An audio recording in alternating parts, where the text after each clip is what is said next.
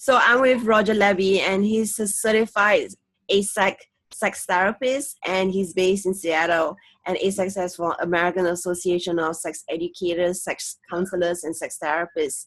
So tell us about the importance of orgasm, Roger.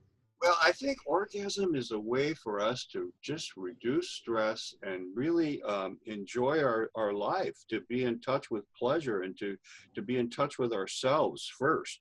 And there are ways to enhance it happening. I think regular exercise, most people don't get enough exercise.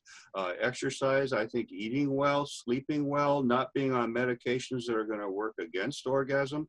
For example, the beta blockers, like some of the blood pressure medications, work against orgasm, and so do the SSRI antidepressants, the serotonin uptake inhibitors. And so all of those, there are a lot of other drugs. In fact, most drugs are not good for sex, where we live in an over-medicated world. And I think we need fewer medications, and we need to look more at healthy alternatives which would facilitate orgasm.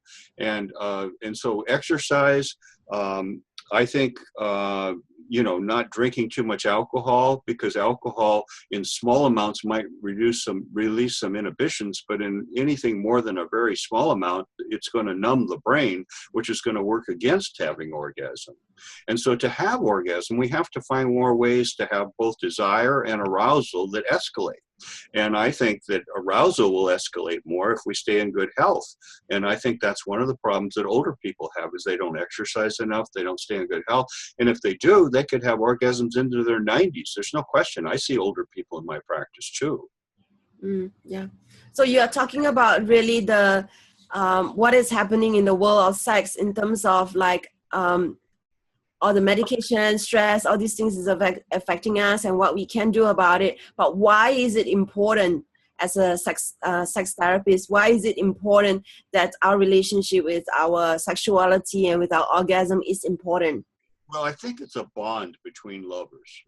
I mean, when you have orgasm together, it's kind of a euphoric ecstasy. And I think we need ecstasy.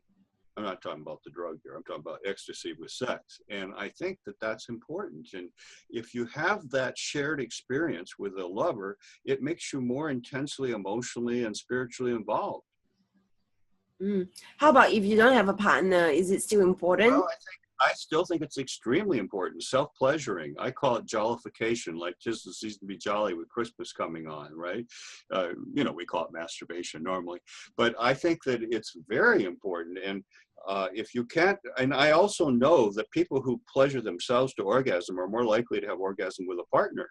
I mean, women, for example, there's plenty of research on this, sex research, where women who do masturbate are more likely to have orgasms with a partner, whether it be female or male. Great. Yeah. So thank you so much for this little video on the importance of orgasm. Yeah. Thank you. Thank you.